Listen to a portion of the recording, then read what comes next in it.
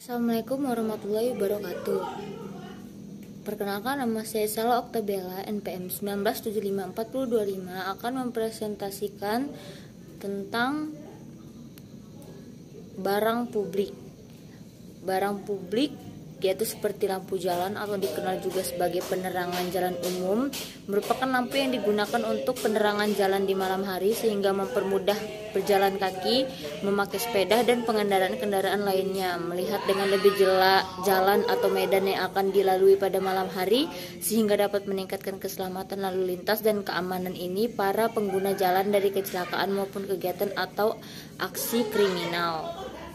Fungsi utama lampu penerangan jalan umum adalah memberikan pencahayaan buatan bagi pengguna jalan sehingga mereka merasa aman dalam melakukan aktivitas perjalanan di malam hari.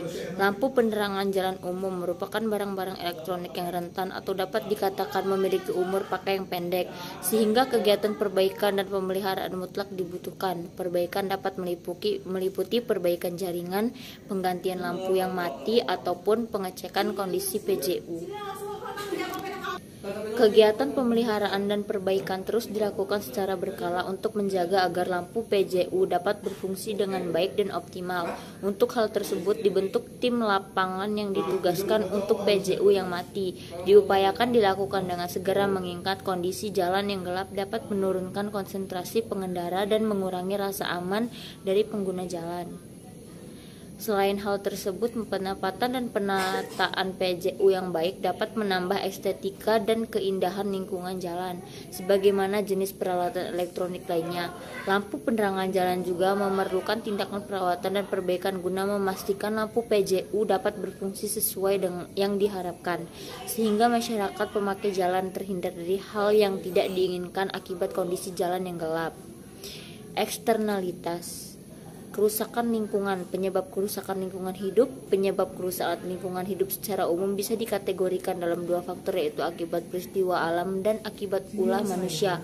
Ulasan gunung berapi, banjir, abrasi, tanah longsor, angin puting beliung, gempa bumi, dan tsunami merupakan beberapa contoh bencana alam. Bencana-bencana tersebut menjadi penyebab rusaknya lingkungan hidup akibat peristiwa alam. Meskipun jika ditelaah lebih lanjut, bencana seperti banjir, abrasi, kebakaran hutan, dan tanah longsor bisa saja terjadi karena adanya campuran tangan manusia juga. Penyebab kerusakan lingkungan yang kedua adalah akibat ulah manusia. Kerusakan yang disebabkan oleh manusia ini justru lebih besar dibanding kerusakan akibat bencana alam. Ini mengingat kerusakan yang dilakukan bisa terjadi secara terus-menerus dan cenderung meningkat. Kerusakan ini umumnya disebabkan oleh aktivitas manusia yang tidak ramah lingkungan seperti perusakan hutan dan alih fungsi hutan, pertambangan, pencemaran udara, air, dan tanah, dan lain sebagainya.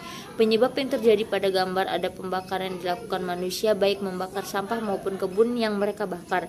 Hal ini berdampak terhadap kerusakan lingkungan, terutama daerah sekitar.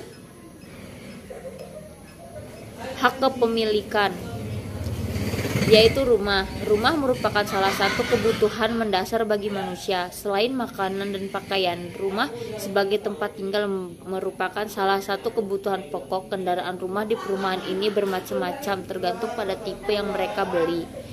Rumah sederhana adalah rumah tidak tersusun dengan luas lantai bangunan tidak lebih dari 70 meter persegi, dibangun di atas kapling tanah seluas 54 meter persegi sampai dengan 200 meter persegi.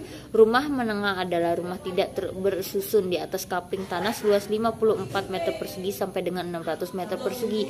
Biaya bangunan per meter persegi. Rumah mewah adalah rumah tidak bersusun di atas kapling tanah seluas 54 meter persegi sampai dengan 2000 meter persegi. Saya akhiri, wassalamualaikum warahmatullahi wabarakatuh.